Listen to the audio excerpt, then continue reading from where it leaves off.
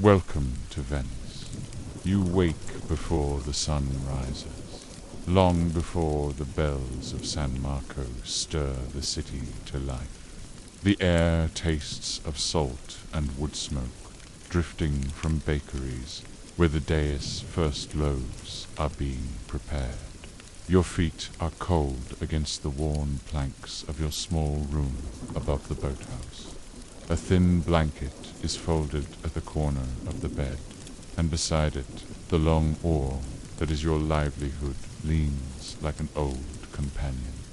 The canal outside is still.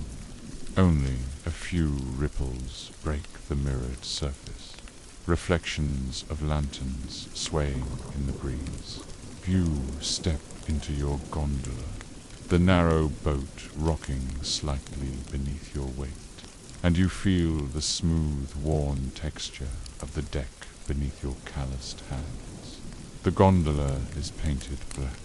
By law, no other color is permitted, and though it gleams faintly from last week's coat of oil, the wood has known decades of labor. You are a gondolier, one of hundreds who navigate the misty canals of 17th century Venice. Here, the slow rhythm of oars against water carried the city's secrets through dawn, fog, and moonlit tides. This is Venice.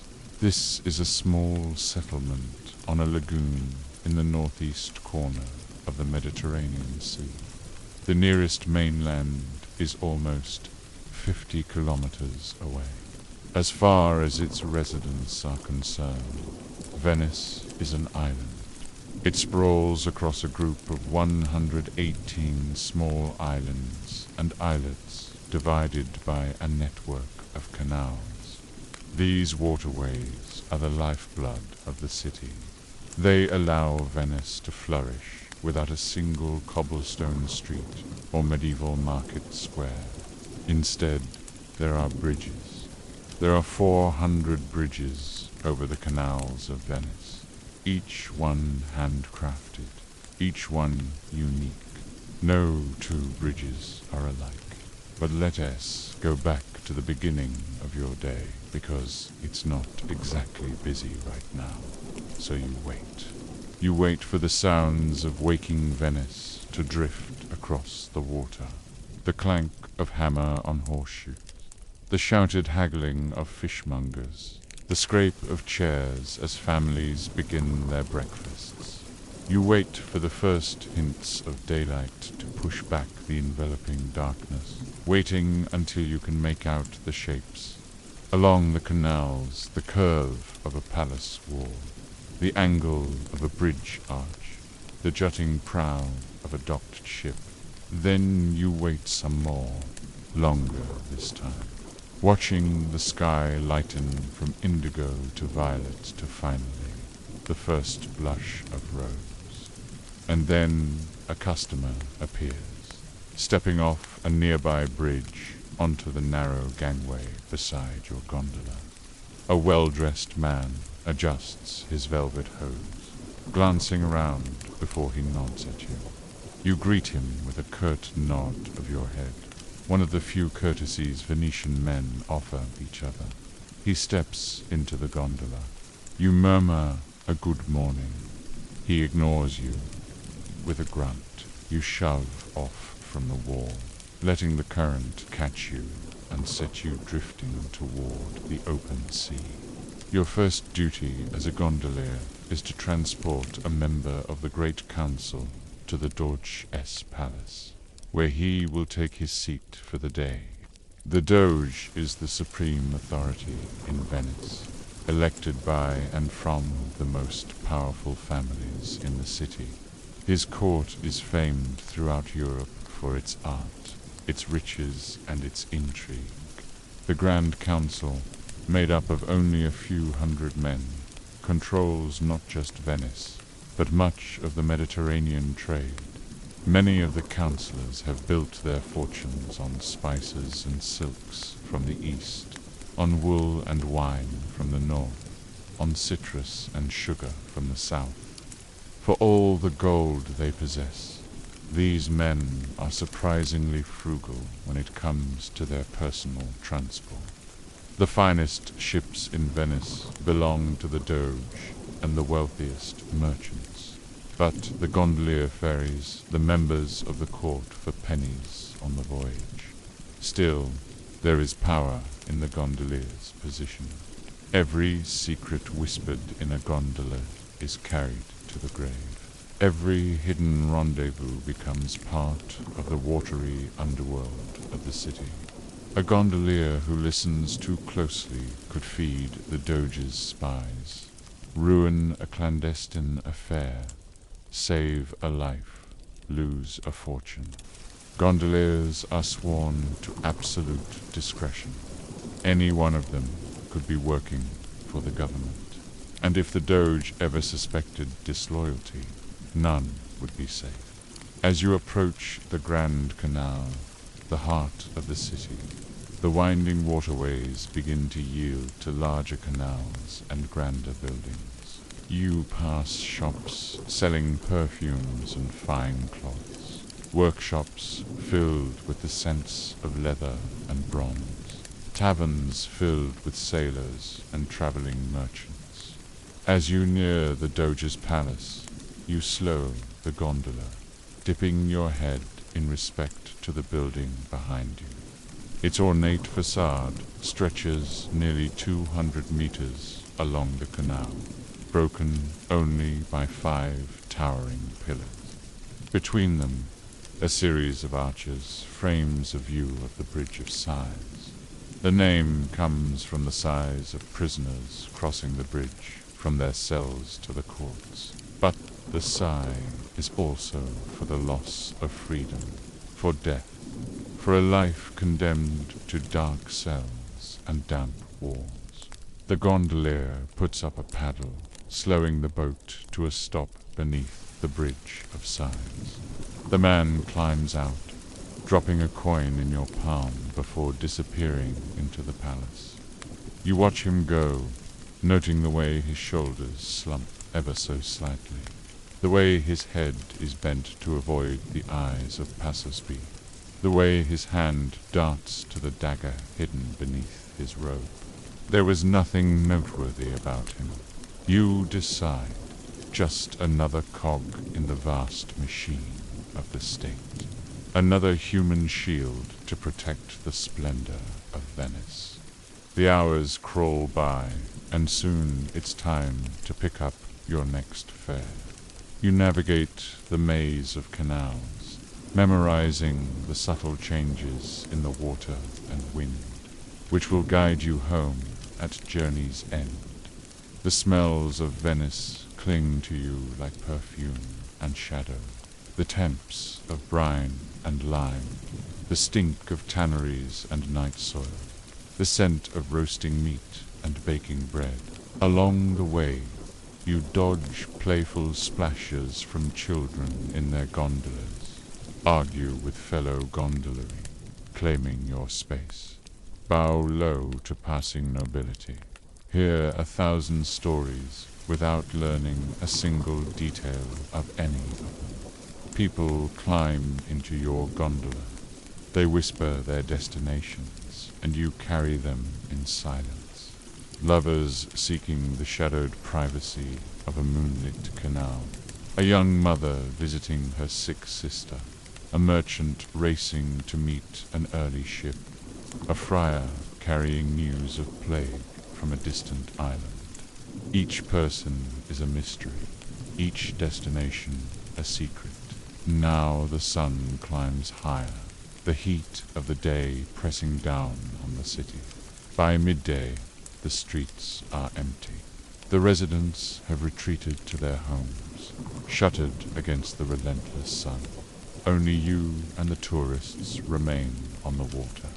But the lack of customers presents an opportunity.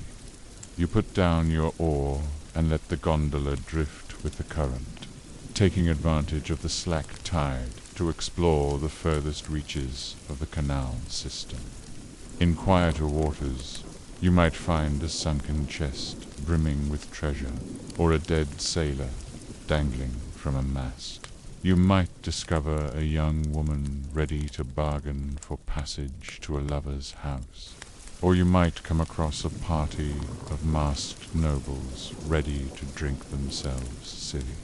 You see enough corpses to know the difference between drowning and murder. You find enough loot to outfit yourself in fine clothes, should you be so inclined. You see enough of the city to recognize its best wines, its finest foods, its most beautiful women.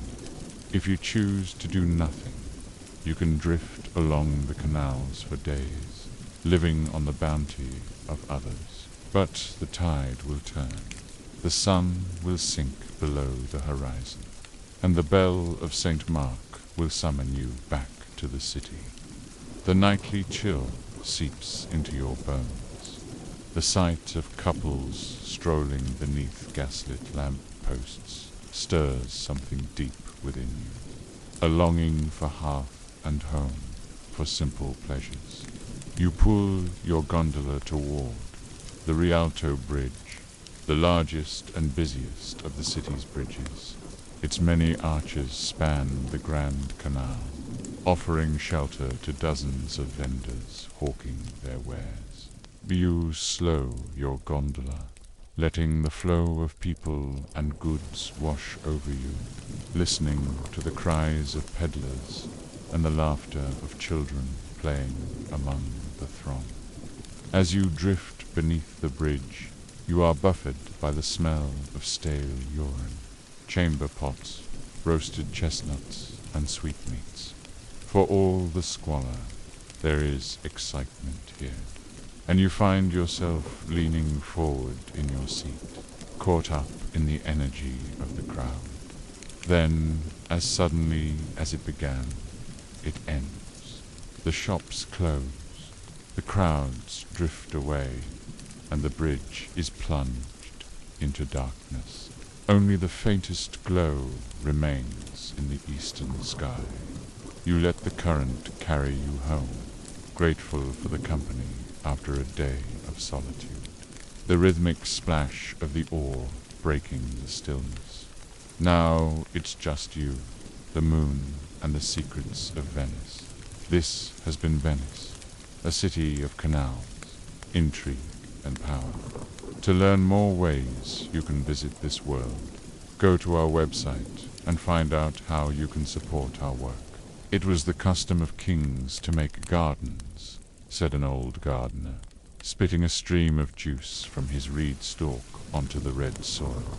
You must have heard of King Nebuchadnezzar. He made this garden for his wife. Oh, yes. We all know the stories about the hanging gardens.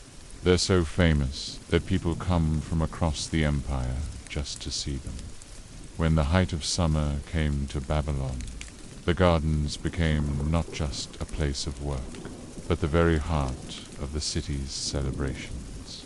The feast days were many, each one honoring a different god or a different victory.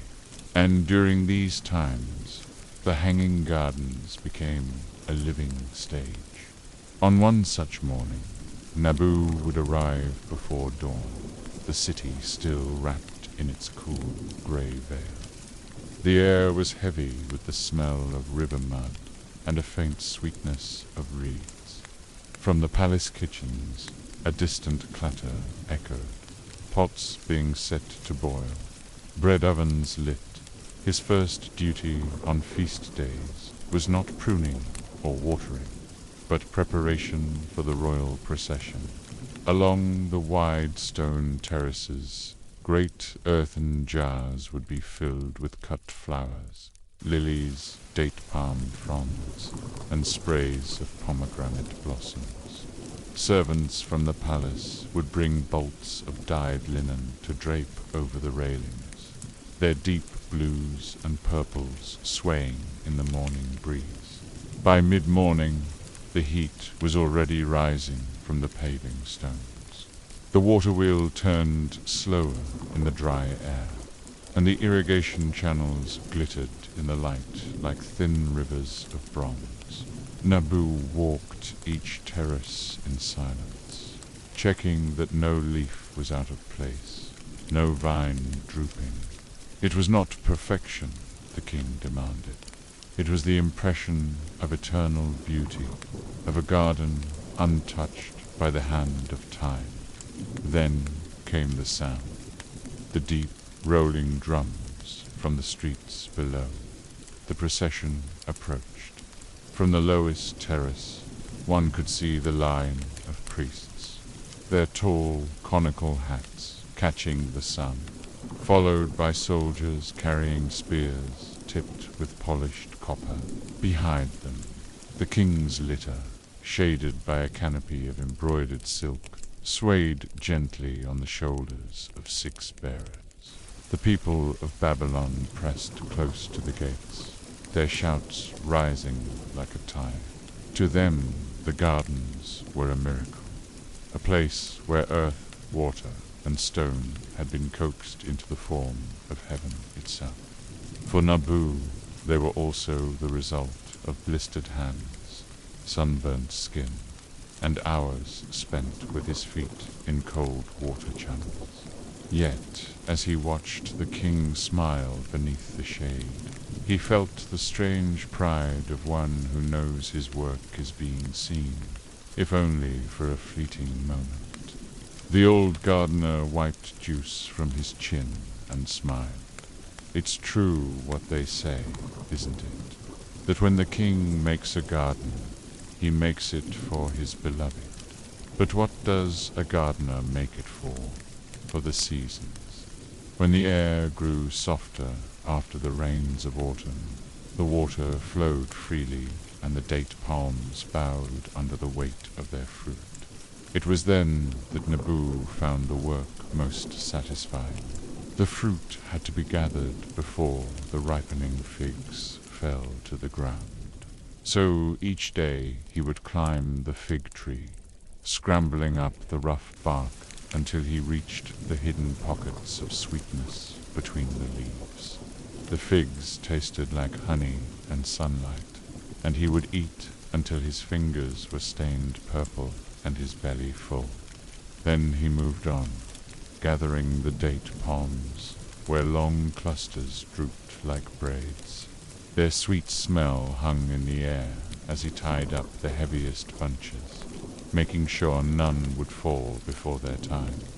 The pigeons cooed softly from the alcoves where they roosted in the brick walls, and the wind carried the scent of drying herbs.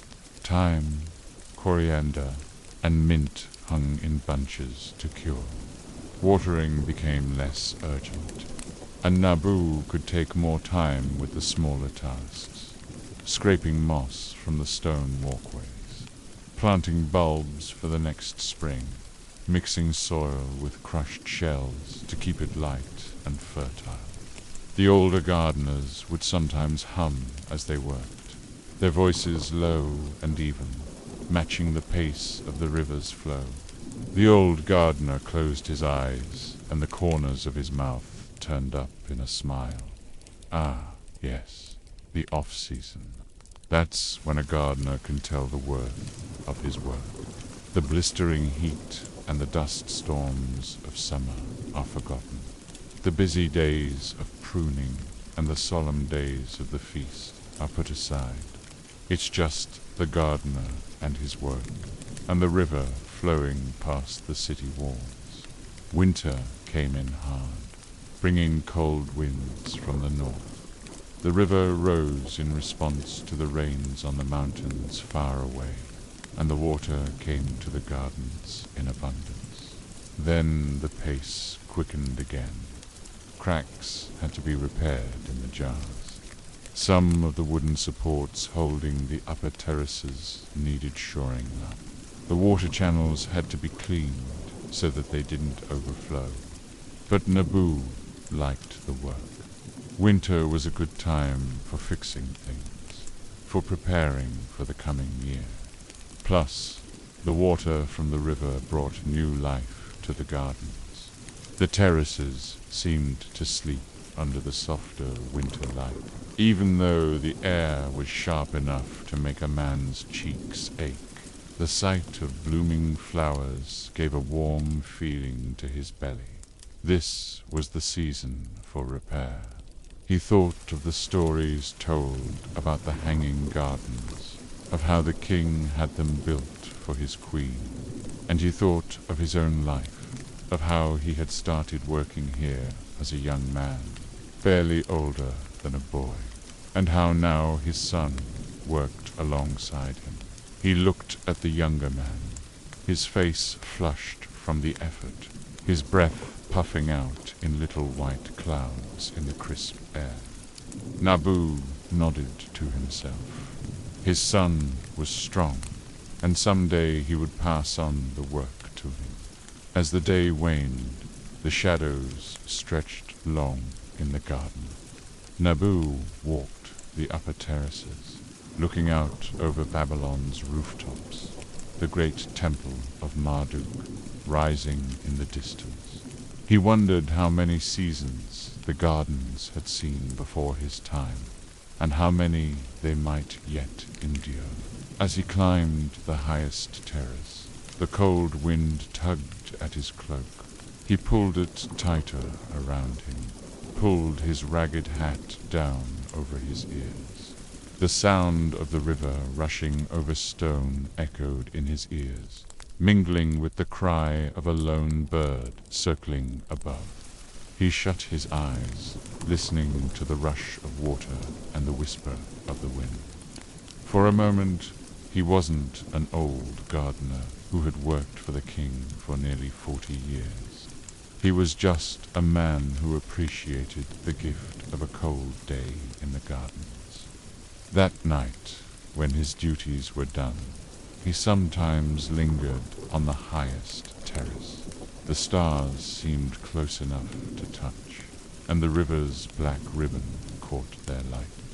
The city's noises softened, replaced by the whisper of wind through palm leaves. In those moments, he felt not like a servant, but a keeper of something ancient and fragile. The old gardener sighed and tapped the head of his reed stalk against his chin. Yes, the winters were good for thinking. Sometimes he stayed late in the gardens, watching the sky turn from the soft blue of dusk to the deeper indigo of night. The constellations were his companions, their patterns a silent language he understood well. Looking up at the stars, he thought of the endless cycle of seasons, of how each change, each turn, each bend in the river of time had left its mark on the gardens, just as the seasons left their marks on him. The blisters on his hands, the stiffness in his spine, the silver in his hair. They were all proof of a life well lived. The gardener looked out over the land he knew so well, over the river that sang its timeless song, over the gardens that whispered their ancient secrets to him. How old were the gardens, he wondered, and how long would they endure? Would they outlive him? Would his son tend them after him? Or would the king one day decide that the gardens were no longer worthy of his gaze and turn his attention to some new folly? Nabu couldn't say. All he knew was that as long as the river flowed and the sun rose each morning, he would do his duty, water the plants, prune the vines, mend the jars and walls. As long as he had strength in his arms, he would tend the gardens, for in doing so, he kept a piece of the sky from falling to the earth. He kept the memory of countless springs alive, and he made sure the king never forgot that even in Babylon, where everything was grand and magnificent, sometimes the smallest things, a single bloom, a cup of fresh figs, the gift of a cool garden in the heat of summer, were worth all the gold in the world. The end.